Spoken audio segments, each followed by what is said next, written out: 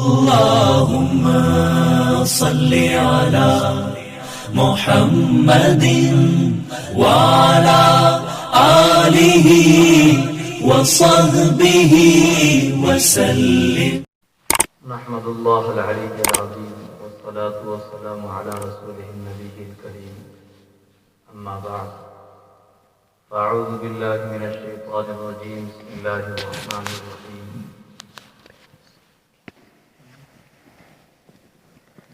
واتقوا يوما لا تجزي نفس عن نفس شيئا. صدق الله العظيم.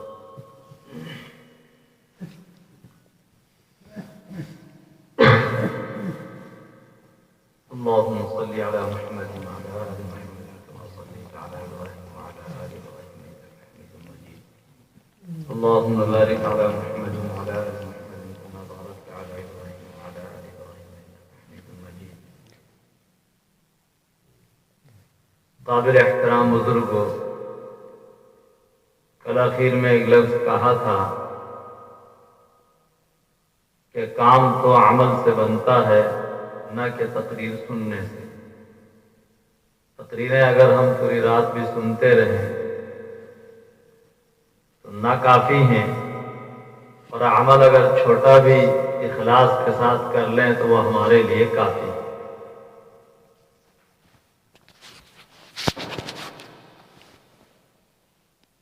اس لیے بزرگوں اور دوستوں، کل بھی جو کچھ کہا تھا اس پر بھی، اور آج بھی جو کچھ کہا جائے اس پر بھی عمل کا عزم کریں. جو کچھ کہا جا رہا ہے ہم اس پر انشاءاللہ عمل کریں گے.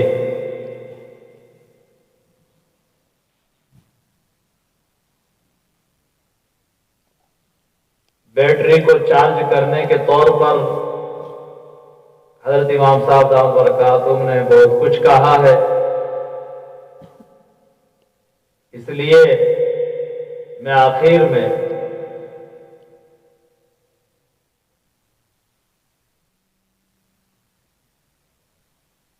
اس حکم کو دوہرا دوں کہ جو ہمیں اب کرنا ہے، اور وہ یہ ہے کہ جیسا کہ ہم سب کو معلوم ہے کہ ہمارے درمیان موت کا واقعہ پیش آ جانے کی وجہ سے یہاں جمع ہوئے ہیں.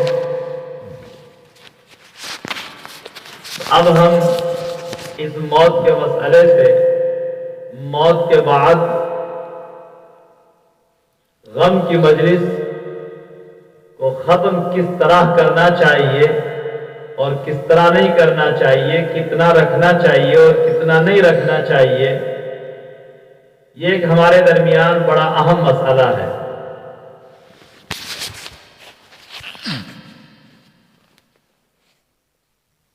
دیکھیے، شریعت میں غم کی مجلس ہے ہی نہیں. سب سے پہلی بات تو یہ ہے. اور جب غم کی مجلس ہی نہیں ہے تو اب اس کو ختم کرنے کا طریقہ بھی نہیں ہے. اگر کوئی کام ہو تو اس کا طریقہ بھی ہو، اور کوئی کام ہے ہی نہیں باقاعدہ تو پھر اس کا باقاعدہ کوئی طریقہ بھی نہیں.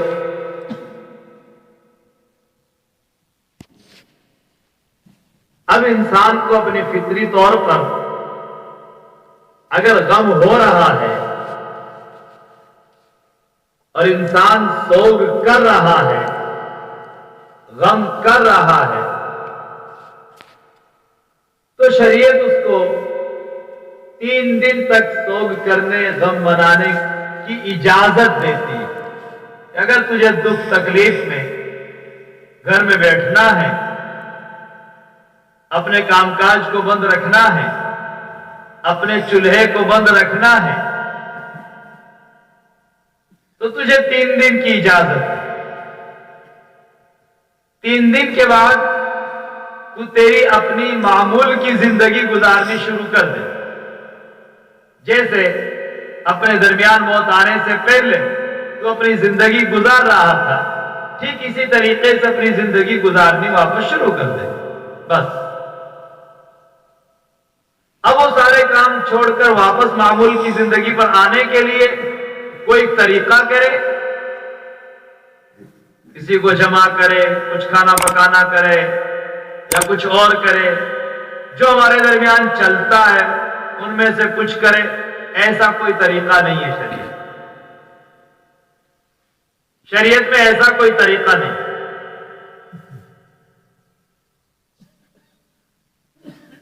شریعت میں پہلی بات، سیدھی بات میں نے کہی تھی کہ پہلی بات تو غم کی مجلس نہیں ہے، اور جب مجلس ہی نہیں ہے تو اس مجلس کو ختم کرنے کا طریقہ بھی نہیں ہے۔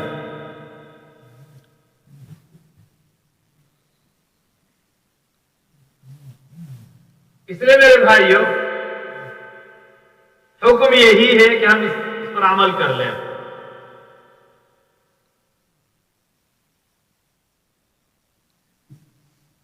اس سے زیادہ ہم کچھ اور کریں، اس سے ہمارے کچھ نہیں کام آنے والا۔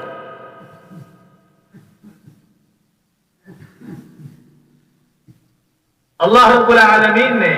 قرآن کریم میں صراحتاً 5 قسم کے علوم بیان کیے،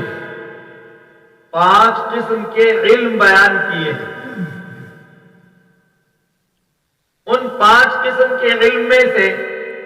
ایک ہے علم التذکیر بالموت وما بعدہ، موت اور موت کے بعد کے حالات کو لے کر نصیحت کرنا، نصیحت حاصل کرنا، اس کا علم۔ اسی کے تعلق سے ابھی حضرت والا نے بہت کچھ کہا،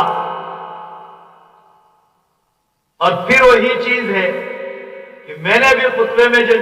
آیت کریمہ کا ایک ٹکڑا تلاوت کیا ہے، اس میں بھی اللہ رب العالمین نے وہی علم التذکیر بیان کرتے ہوئے کہا ہے کہ لوگوں، تم ایسے دن سے ڈرو، ایسے دن سے ڈرو کہ جس دن ایک انسان دوسرے انسان کے کچھ بھی کام نہیں آئے گا۔ لا تجزی نفس عن نفس شیئا، ایک انسان دوسرے انسان کے کچھ بھی کام نہیں آئے گا۔ اس دن سے ڈرو۔ اس دن سے ڈرنے کا مطلب یہ ہے کہ ہم اس دن کے آنے سے پہلے ہم تیاری کر لیں۔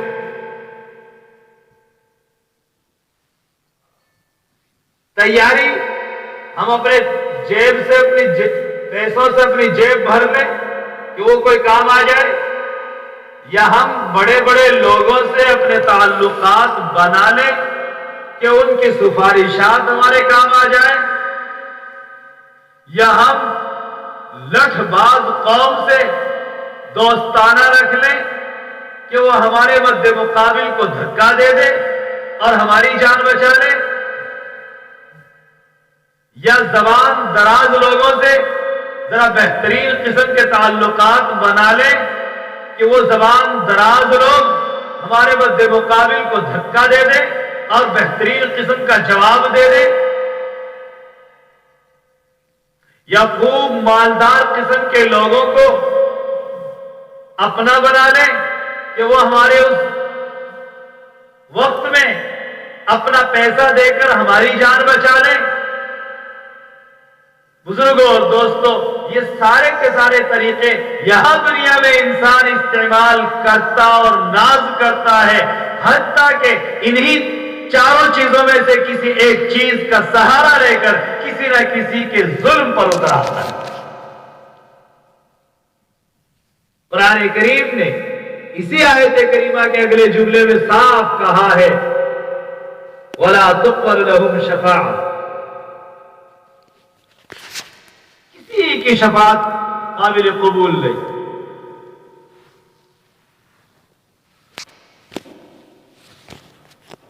کسی کا تعاون قابل قبول نہیں۔ شفاعتوں والا حق، کسی نہ کسی کی سفارش کو قابل قبول ہوگی اور نہ کسی کا تعاون قابل قبول ہوگا. کسی کی کوئی مدد کامیاب نہیں ہوگی. اور مدد کے 4 طریقے: مالدار اپنی مالداری سے مدد کرے، عہدے والا اپنے عہدے کی بنیاد پر شفاعت اور سفارش کرے، طاقتور اپنی طاقت کے ذریعے مدد کرے، زبان والا اپنی زبان سے مدد کرے. یہی تعاون کے 4 طریقے ہیں. ان 4 طریقوں کے علاوہ کوئی تعاون کا اور کوئی طریقہ نہیں. اور قرآن کریم چاروں کے 4 طریقوں کو صاف صاف انکار کرتا ہے کہ اس دن کوئی کسی کے کچھ بھی کام نہیں آئے گا، یعنی کوئی کسی کی ذرہ برابر بھی مدد نہیں کر سکے گا. مدد نہیں کر سکے گا. ہاں البتہ اللہ تعالیٰ نے دنیا میں انسان کے مدد کے موقع رکھے ہیں. ایک بھائی بیمار ہو جائے تو دوسرا بھائی اس کی تیمارداری کرے، اس کی خدمت کرے، اس کی مزاج پرسی کرے، اس کے حال احوال لے. ایک بھائی کے گھر میں موت ہو جائے تو دوسرے بھائی اس کے گھر میں آ کر کے اپنے گھر سے کھانا لا کر کے اس کے ساتھ بیٹھ کر اس کو بھی کھلائے اور خود بھی کھائے.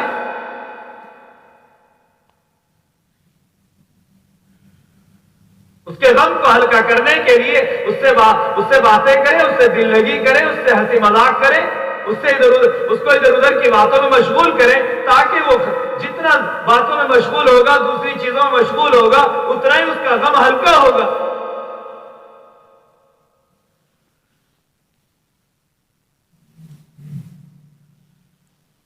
پریشان حالے تنگ دست ہے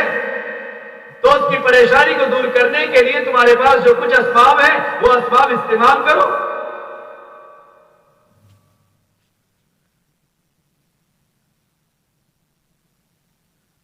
تو دنیا میں تو اللہ رب العالمین نے انسان کی مدد کے لیے بہت سارے موقع رکھے ہیں، اور تعلیم ہے اسلام کی کہ ایک دوسرے کے کام آؤ، ایک دوسرے کے کام آؤ، ایک دوسرے کی مدد کرو. اور مدد کے موقعوں میں خاص طور سے مدد ایسے ہی موقعوں پر جانی جاتی ہے کہ جب انسان کو غم کی مجلس غم پہنچتا ہے اور اس وقت میں اس کا بھائی آ کر کے اس کی مزاج پرسی کرتا ہے، اس سے دل لگی کرتا ہے، اس کے غم کو بھلانے کی کوشش کرتا ہے، اس کو ساتھ لے کر کے 2 نوالے لینے کی کوشش کرتا ہے، اسی وقت وہ بھائی بھائی ہے، وہ دوست دوست ہے، وہ رشتہ دار رشتہ دار ہے، وہ اپنا اپنا ہے، وہ پرایا پرایا ہے، جب وہ غم کی مجلس میں اور غم کے موقع پر اس کے ساتھ شریک ہوتا ہے.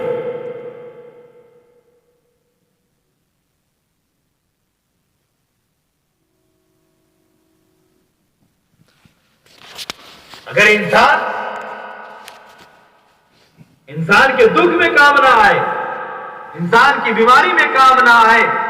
انسان کے گھر میں موت واقع ہونے پر کام نہ آئے، انسان پر حالات آنے پر انسان کے کام نہ آئے، تو وہ انسان اپنا نہیں ہے، بلکہ وہ انسان پرایا بن جاتا ہے، پرایا بن جاتا ہے.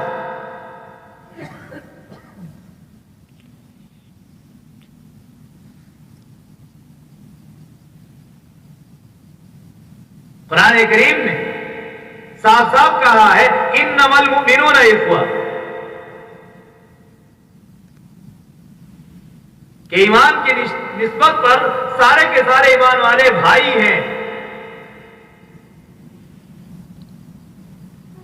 لیکن ایمانی رشتے سے بھائی چارہ ہونے کے ساتھ ساتھ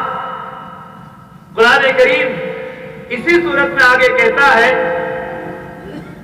اِنَّا خَلَقْنَاكُمْ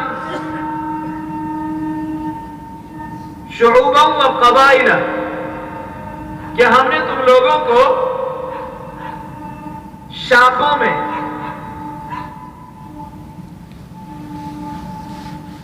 اور قبیلوں میں بانٹ دیا ہے. قبیلے خاندان میں ہم نے تم لوگوں کو بانٹ دیا. اِنَّا خَلَقْنَاكُمْ شُعُوبًا وَقَبَائِلَ، ہم نے تمہیں قبیلہ اور خاندان میں بانٹا ہے، تمہارے قبیلے اور خاندان ہم نے پیدا کیے ہیں۔ پیدا کرنے کا مقصد قبیلے، خاندان، بھائی، برادر، نسب، خاندانی نسب کے اعتبار سے بھائی چارے کے لیے خاندان بنائے ہیں اللہ تعالیٰ نے۔ یہ کیوں بنائے ہیں؟ یہ کیوں بنائے ہیں؟ لِتَعَارَفُوا، لِتَعَارَفُوا، تاکہ تم لوگ پہچانو آپس میں ایک دوسرے کو، تاکہ تم لوگ آپس میں ایک دوسرے کو پہچانو کہ ہم فلاں ہیں، ہمارا وہ خاندان ہے، ہمارا وہ نسب ہے۔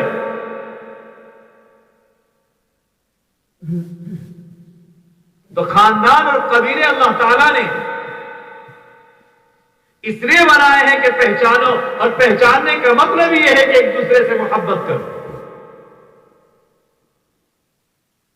الاقرب فالاقرب، قریب والے سے اس سے زیادہ محبت، اور اس سے تھوڑا زیادہ دور ہے تو اس سے تھوڑی اور کم محبت، اور اس سے زیادہ تھوڑی دوری کی رشتہ داری ہے تو اس سے اور تھوڑی کم محبت، لیکن جو جتنا زیادہ قریب ہے اس سے اتنا ہی زیادہ محبت اور بھائی چارہ ہونا چاہیے، اس کے ساتھ اتنا ہی بھائی چارہ ہونا چاہیے۔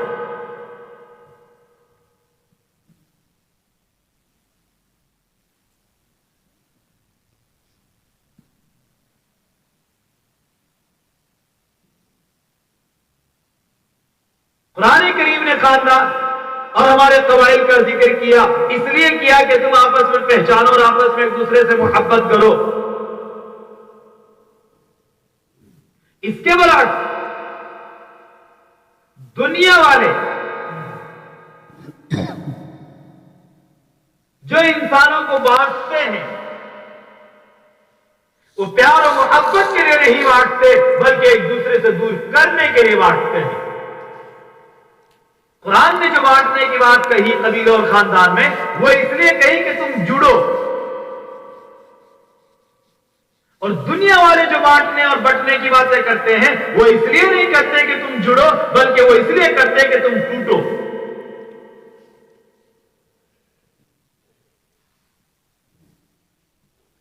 دنیا والوں کے بانٹنے کے طریقے مختلف ہیں اور الگ ہیں، اور قرآن کریم کے بانٹنے اور تقسیم کرنے کے طریقے الگ ہیں۔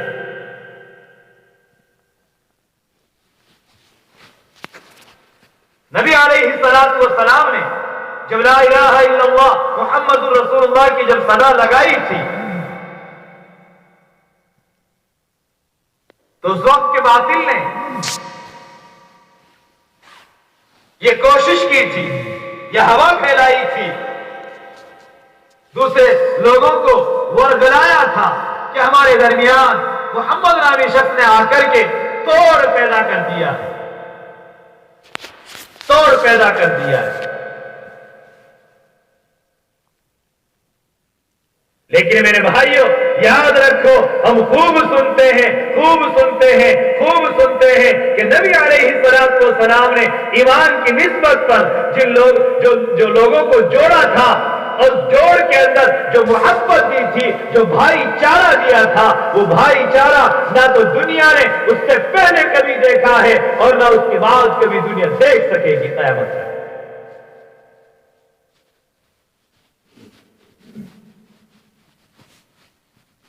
وہ مہاجرین کے ساتھ انصار مدینہ نے کیا بھائی چارے کی مثالیں پیش کی تھی کہ گھر کے 2 کمرے ہیں تو مہاجر بھائی کو ایک کمرہ پیش کر دیا، اگر نکاح میں 2 بیویاں ہیں تو ایک بیوی کو طلاق دے کر کے مہاجر بھائی کی شادی کرنے کو تیار ہو گئے۔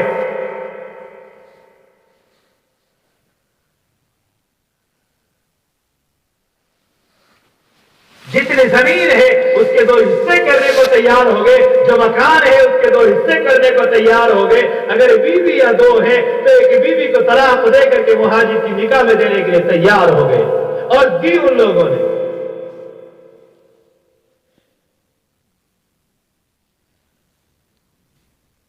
جبکہ وہ لوگ مکہ سے بے گھر ہو کر کے اپنے بیوی بچوں کو کوئی ساتھ لا پائے تھے اور کوئی ساتھ نہیں لا سکے تھے، حتیٰ کہ کسی کے پاس پہننے کے کپڑے تک نہیں تھے، کسی کے پاس رہنے کا کوئی مکان وقت مدینہ میں کسی کے پاس نہیں تھا، لیکن نبی علیہ السلام نے انصار اور مہاجرین کے درمیان جو اخوت بھائی چارہ جو قائم کیا ہے، اور وہ بھائی چارہ ایسا قائم کیا، انصار مدینہ نے ایسی مثالیں پیش کی ہیں کہ نہ اس سے پہلے وہ مثالیں دنیا نے دیکھی اور نہ بعد میں کبھی دیکھ سکیں گے۔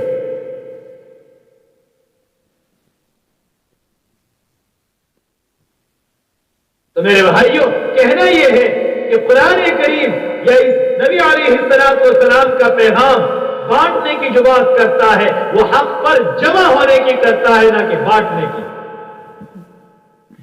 وہ بھائی چارے پر متفق ہونے کی باتیں کرتا ہے، نہ کہ بھائی چارے کو ختم کرنے کی بات کرتا ہے۔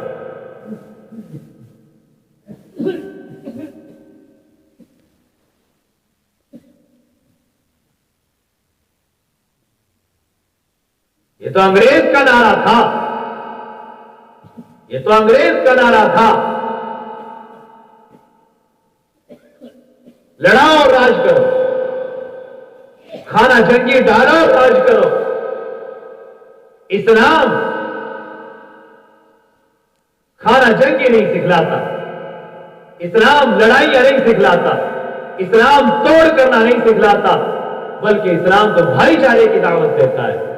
اسلام تو محبت کی دعوت دیتا ہے، اسلام تو ایک رہنے اور ایک ہونے کی دعوت دیتا ہے۔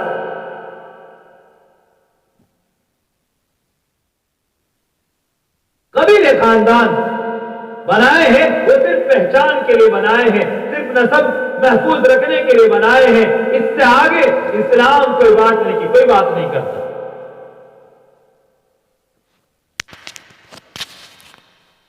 اور نسب اور خاندان کے اوپر بھی کوئی انسان فخر کر لے کہ میں فلاں خاندان کا ہوں اس لیے میں تجھ سے بڑھیا ہوں، جیسا کہ ہمارے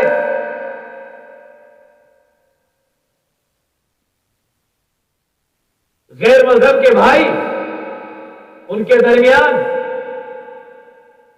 بڑے اونچے اور نچلے خاندانوں کا کتنا فرق چلتا ہے، کتنا فرق چلتا ہے، اتنا بڑا فرق چلتا ہے، اتنا بڑا فرق چلتا ہے کہ ہمارے غیر بھائی اسلام کی خوبیاں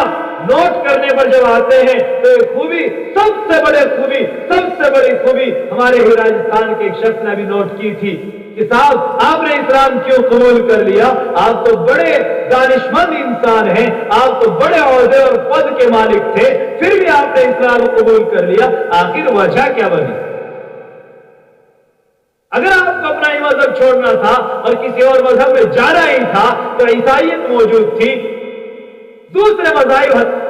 سینکڑوں موجود تھے، ان سب کے بجائے ایک اسلام ہی کو کیوں ترجیح دے دی؟ اس ایک اسلام ہی کو تم نے آگے کیوں قبول کر لیا؟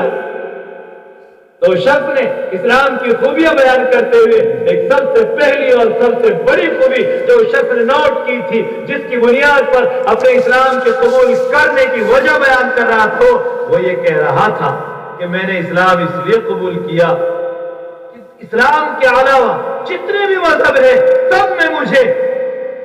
اونچ نیچ نظر آئی، لیکن اسلام ہی ایک ایسا مذہب نظر آیا کہ جس میں بڑا اور چھوٹا، چاہے وہ ذاتی کے اعتبار سے کچھ بھی ہوگا اور چاہے پد اور منصب کے اعتبار سے کچھ بھی ہوگا، لیکن نماز میں ایک سب میں کھڑے ہوتے ہوئے نظر آتے ہیں اور کھانے میں اور دسترخوان میں ایک تھالی میں نظر آتے ہیں۔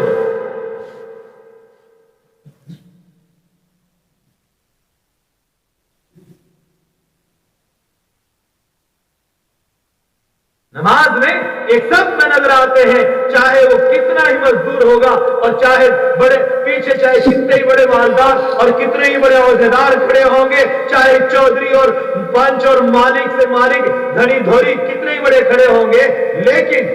مزدور ہے تو سب اولا میں ہے تو وہ رہے گا۔ دسترخوان پر کھانے کی تھالی میں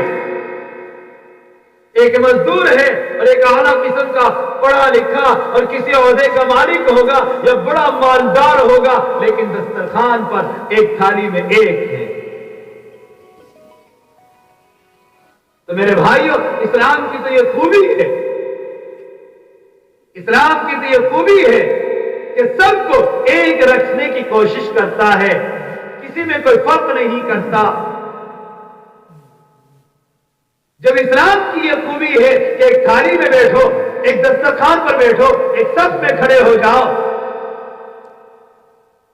ایسا نرالا اور ایسا انوکھا اور ایسا بے مثال مذہب ہمیں ملا ہو، اور ایسا ایک اللہ مقبول اور پسندیدہ قابل قبول مذہب ہمیں ملا ہو، اور اس کے بعد بھی ہم لوگ عزت حاصل نہ کر سکیں، اس کے بعد بھی ہم لوگ ایک نہ رہ سکیں۔ خدا کی قسم، قرآن کریم صاف کہتا ہے کہ تم عزت حاصل کرنا چاہتے ہو، دنیا کی کوئی بھی چیز لے آؤ، دنیا کا کوئی بھی منصب لے آؤ، کسی بھی چیز کے ذریعے تم عزت حاصل نہیں کر سکتے، نہ دنیا میں کر سکتے ہو نہ آخرت میں کر سکتے ہو۔ اگر کسی کوئی چیز تمہیں عزت دلا سکتی ہے اللہ کے یہاں، اور دنیا میں اگر کوئی چیز تمہیں عزت دلا سکتی ہے تو وہ ایک ہی چیز ہے، تقوی۔ ان اکرمکم عند اللہ اتقاکم۔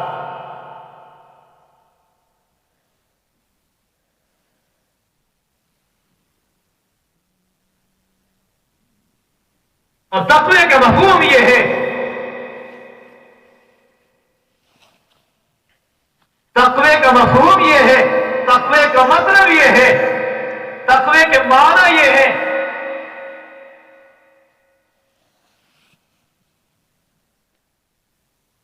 کہ اسلام کے ہر حکم کو اللہ کا حکم جان کر، اللہ کا حکم جان کر نبی کے طریقے کے مطابق کر گزرے، یہی تقوی ہے۔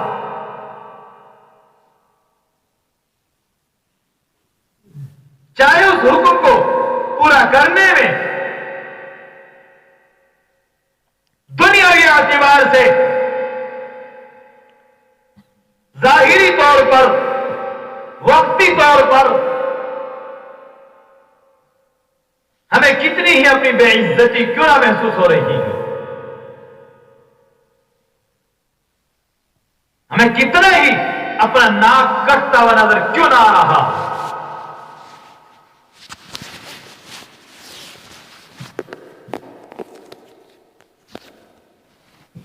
یہی تقویٰ ہے بزرگوں اور دوستوں، جس کو قرآن کریم بڑے تاکید بڑے الفاظ میں بیان کرتا ہے، ان اکرمکم عند اللہ اتقاکم۔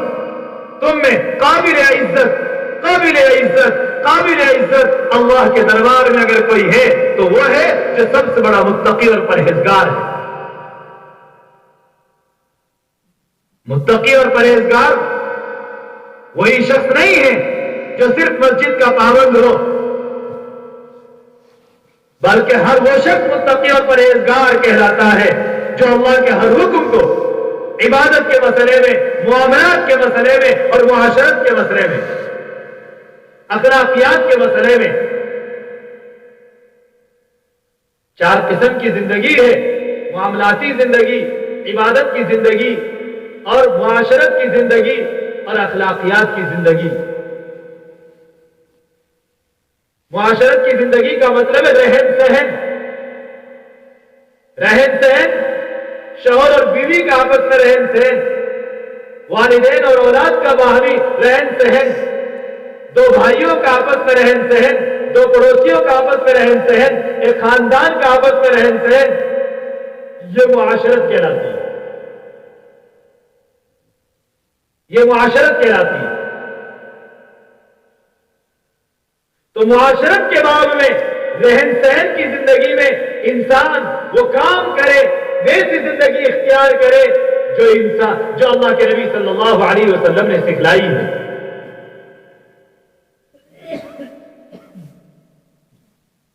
معاشرت میں اللہ کے نبی صلی اللہ علیہ وسلم نے ہمیں یہ سکھلایا ہے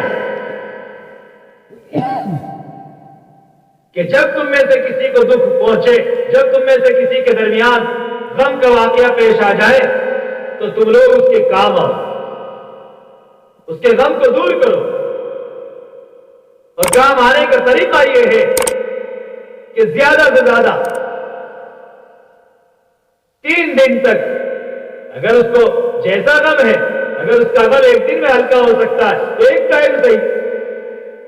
اور اگر اس کا غم 2 ٹائم میں دور ہو سکتا ہے تو 2 ٹائم صحیح،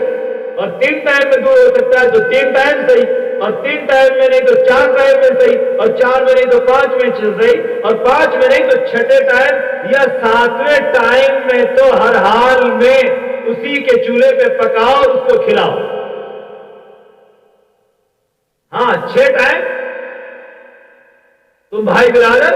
اپنے گھر سے لا کر کے اس کے ساتھ کھاؤ اور اس کو کھلاؤ، لیکن 7ویں ٹائم بھی اگر وہ غم کرتا ہے تو اب شریعت کے حد سے آگے بڑھ رہا ہے، لہٰذا چھوڑیے اس کو، اسی کے چولہے پہ پکاؤ اور کھاؤ اور کھلاؤ، اس کو کھلائیے اور کہیے کہ کھاؤ، پہلے جیسے کھا رہے تھے، جیسے پکا رہے تھے کھائیے، اپنی زندگی گزاریے۔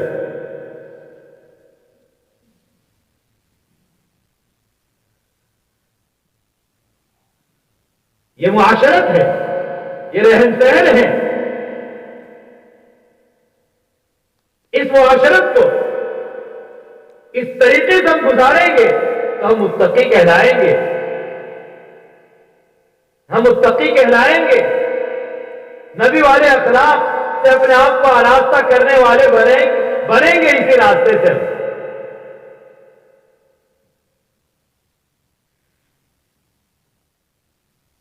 تو یہ معاشرت ہے میرے بھائیوں، بزرگوں اور دوستوں، اس معاشرت کو جتنا ہم سنواریں گے اتنی ہی ہماری عبادت کا باب قابل قبول ہوگا،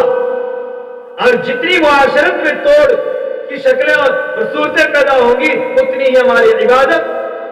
نہ قابل قبول ہوتی چلی جائے گی۔ اس لیے عبادت کو قابل قبول بنانے کے لیے انسان کو معاشرت ایک رکھنے کی بہت زیادہ ضرورت ہے، بہت زیادہ ضرورت ہے، بہت سخت ضرورت ہے اس بات کی۔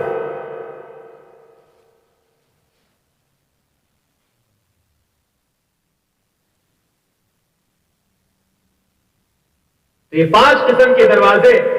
4 قسم کی زندگی ہماری، معاشرتی زندگی، رہن سہن والی زندگی، عبادت والی زندگی اور معاملات کی زندگی، معیشت کی زندگی، کاروباری زندگی۔ معاملات اور معیشت کا مطلب ہے کاروباری زندگی، کاروباری زندگی۔ عربی ایک مقولہ مشہور ہے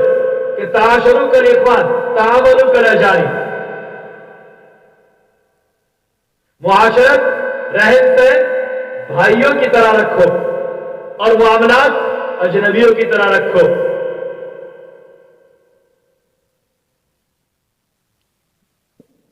کاروباری زندگی میں انسان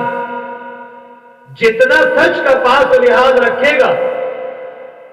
جتنا سامنے اپنے جس سے خرید رہا ہے، جس کو بیچ رہا ہے، اس کو دھوکے سے جتنا بچائے گا اتنا ہی بڑا وہ کاروباری لائن سے متقی کہلائے گا، معاملاتی زندگی میں متقی کہلائے گا، اتنا ہی اس کا مال حلال بنے گا۔ اور جب انسان حلال مال کمائے گا اور حلال کے راستے سے حاصل کرے گا تو وہ حلال مال اس کو باہمی محبت پر ہی کھڑا کرے گا، عداوت اور دشمنی پر کھڑا نہیں کر سکتا۔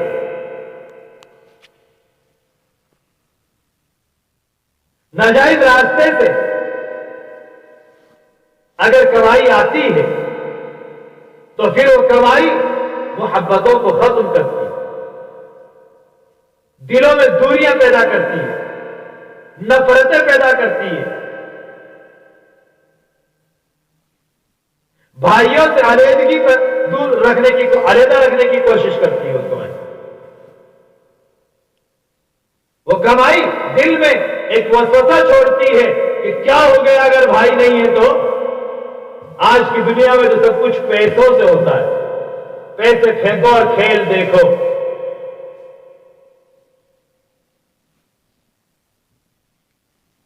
میرے بھائیوں،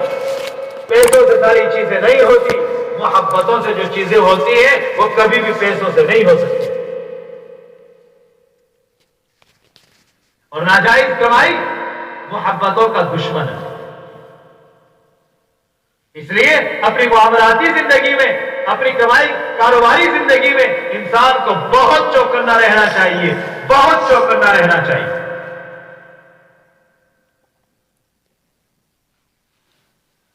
اور چوتھی زندگی ہے اخلاقیاتی زندگی. اخلاقیاتی زندگی ایک تو اچھے اخلاق، اچھے بول وہ تو ہے ہی ہے، لیکن اخلاقیاتی زندگی کا یہاں پر مطلب یہ ہے کہ انسان اپنے دل کے اعتبار سے باطنی جو بیماریاں ہیں، کینہ ہے، حسد ہے، بغض ہے، عداوت ہے، دشمنی ہے، اپنی بڑائی ہے، اپنا فخر ہے، اپنے آپ کو بڑا سمجھنا ہے، دوسرے کو حقیر سمجھنا ہے، یہ جو ساری چیزیں ہیں، ان ساری کی ساری چیزوں سے انسان اپنے آپ کو پاک اور صاف بنائے. اور جب انسان میں انسان کے اخلاق بگڑتے ہیں، اخلاق بگڑنے کا مطلب یہ ہے کہ جب انسان کے دل میں عداوت پیدا ہو جاتی ہے، بغض پیدا ہو جاتا ہے، حسد، جلن، کینہ پیدا ہو جاتا ہے، انتقام کا جذبہ پیدا ہو جاتا ہے، اپنی بڑائی اور دوسرے کی چھوٹائی پیدا ہو جاتی ہے، تو پھر وہ انسان اپنے بھائیوں کے ساتھ بھائی چارہ قائم نہیں رکھ سکتا، بلکہ وہ انسان انہی بیماریوں کا شکار ہو کر کے وہ اپنے بھائیوں کے ساتھ بھی توڑ رکھتا ہے.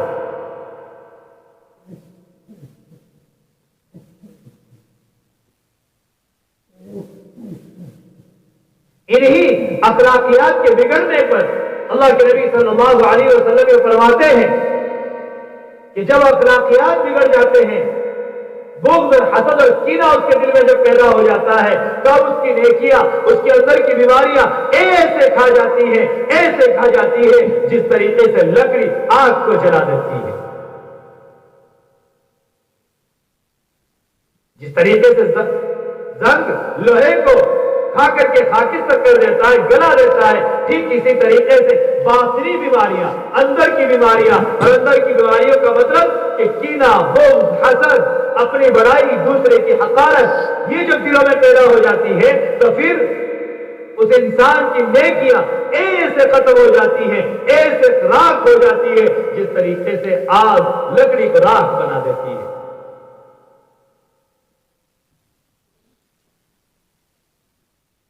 حضرات صحابہ کرام میں کس قدر عداوتیں تھی، کس قدر لڑائیاں تھی، کس قدر دوریاں تھی کہ ایک دوسرے کے خون کے پیاسے رہتے تھے، اور ذرا ذرا سی بات پر ان کے درمیان تلواریں چلا کرتی تھی، ان کے درمیان جنگیں چلتی تھی، اور نسلن بعد نسلیں ختم ہو جایا کرتی تھی، لیکن ان کی لڑائیاں ختم نہیں ہوتی تھی، بلکہ مرنے والا یہ وصیت کر کے مرا کرتا تھا کہ میرا خون کا بدلہ فلاں سے لینا ہے، فلاں کا خون چڑھا ہوا ہے، ان سے بدلہ لینا ہے. لیکن نبی علیہ الصلوۃ والسلام کی صحبت میں جب ان لوگوں نے اپنے دلوں کی صفائیاں کی، اپنے دلوں سے کینہ، کپٹ، حسد اور بغض کو نکالا ہے، تو پھر ان کے دلوں میں محبتیں بھری ہیں، نفرتوں کی جگہ محبتیں پیدا ہوئی ہیں، اور جب محبتیں پیدا ہوئی تو پھر وہی جو ایک دوسرے کے خون کے پیاسے رہا کرتے تھے اب وہ ایک دوسرے کے بھائی بن چکے. ایسے بھائی بنے کہ وہ سیری والا واقعہ ہم کتنا سنتے ہیں کہ ایک سیری 7 گھروں سے لوٹ کر کے پہلے ہی گھر پر واپس آ گئی، ایک پانی کا گھونٹ جانکری کی حالت میں ایک کو پیش کیا جا رہا ہے، لیکن پاس سے سسکتے ہوئے بھائی کو سن کر خود کی جان دینا تو منظور ہے، لیکن جانکری کی حالت میں بھی اپنے بھائی کا درد اس کے دل میں اتنا پیدا ہے کہ میرا پڑوس میں میرے پڑوس میں پڑا ہوا بھائی سسک رہا ہے، پہلے اس کو دے دو۔ اس کو پانی پیش کیا جاتا ہے، اتنے میں اس کے پاس میں کوئی تیسرا تڑپ رہا ہے، وہ تیسرے کو پیش کر دیتا ہے، اور تیسرے کو پانی پیش کیا جاتا ہے، اتنے میں کوئی چوتھا تڑپتا ہوا سنائی دیتا ہے، وہ چوتھے کی ہدایت کر دیتا ہے، چوتھے کے پاس پانی پہنچتا ہے، غرضے کے ساتھ کے پاس پانی پہنچتا ہے، واپس پہلے کی طرف منہ پھیر کر کے دیکھتے ہیں تو ساتوں ہی جان دے چکے ہوتے ہیں۔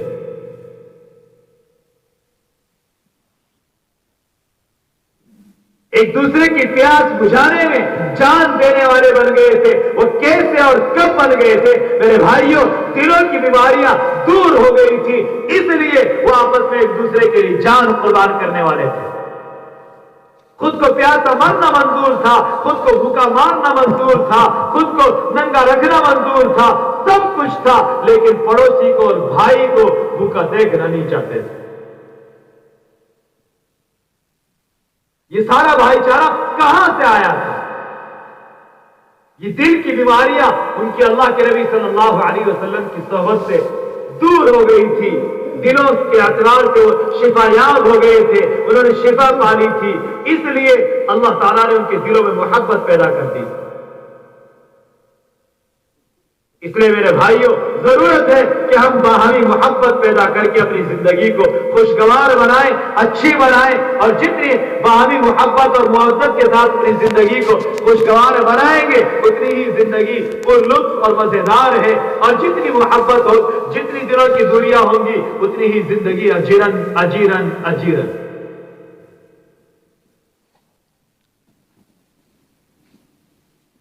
اس لیے میرے بھائیوں، ہم